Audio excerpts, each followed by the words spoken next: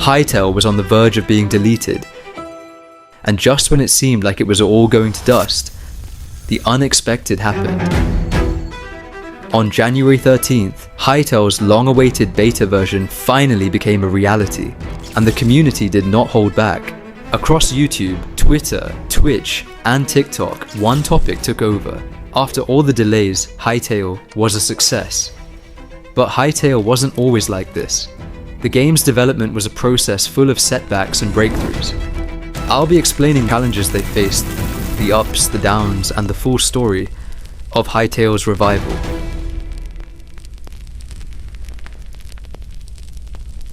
It all began in early 2014. Back then, Hytale didn't even exist as an idea. Simon, the future founder of the game, was fully focused on something else entirely: his rapidly growing Minecraft server, Hypixel. At the time, Hypixel was exploding in popularity, averaging nearly 2 million players every month. Owning a game studio had always been a dream of his, but it was one he hadn't yet acted on. That was until something changed his course entirely. Later that same year, Mojang introduced an update to Minecraft's end-user license agreement. The change restricted certain microtransactions that servers like Hypixel relied on, especially those that affected gameplay. The impact was immediate and brutal.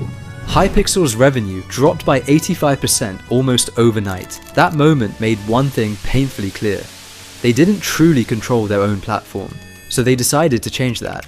The team began shifting from running a Minecraft server to learning full-scale game development. Out of that transition, Hypixel Studios was formed, an independent company built to create a game they would fully own. Around 40 developers from across the world came together, and in 2015, they quietly began work on a new project. Then, after years of silence, the moment arrived. In 2018, Hytale was finally revealed to the public, with a countdown teasing what they had been building in secret for the past 3 years.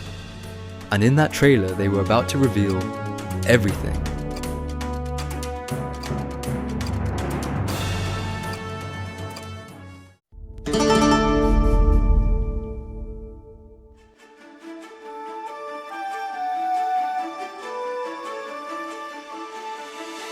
The hype was incredible. Within days, Hytale's showcase trailer amassed millions of views. A month after, it surpassed 30 million.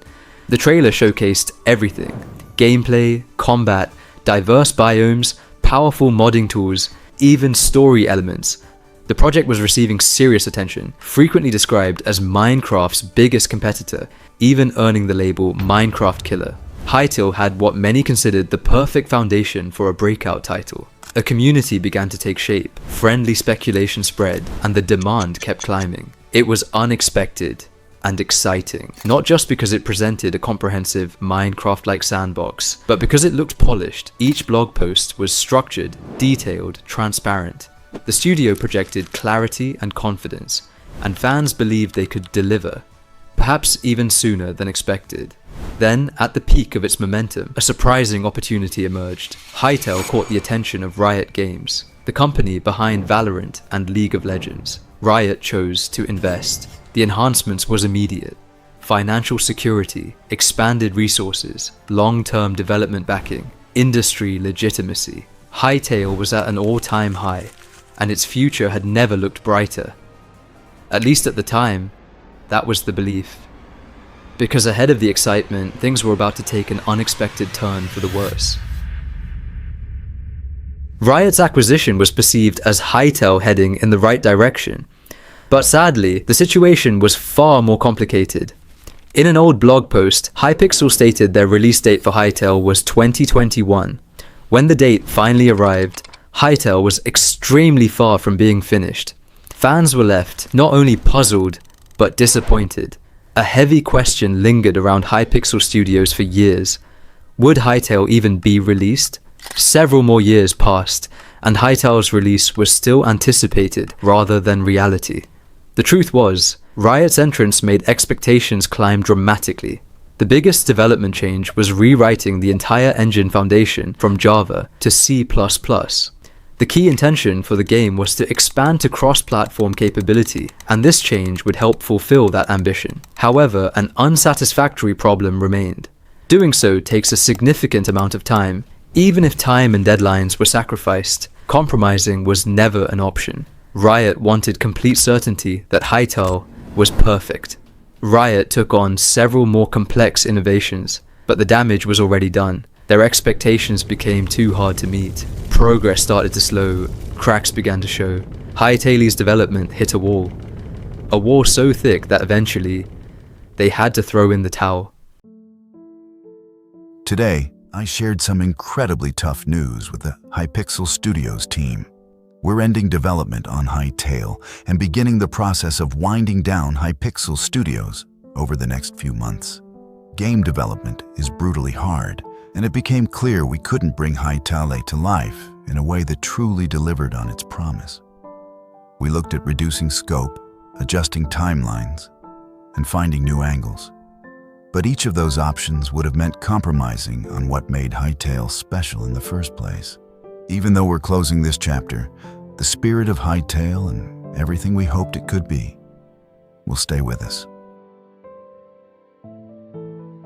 As developers were unhired and the studio was closing down, a growing movement across a certain social media changed everything.